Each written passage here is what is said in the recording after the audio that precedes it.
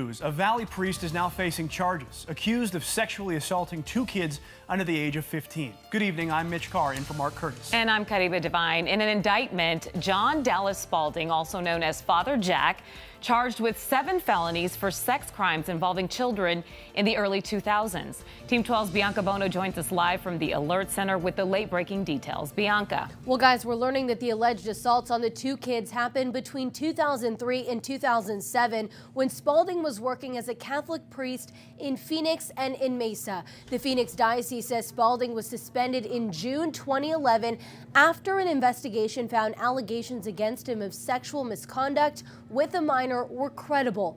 Then the diocese said they received another report in June of 2019 from a man who also said Spaulding assaulted him when he was a minor.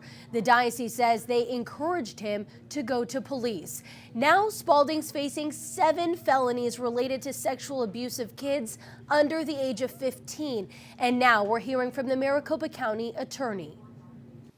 When the innocence of a child is taken from them, it is an absolutely unspeakable act. And this indictment sends a clear message that those who commit these heinous acts will be held accountable.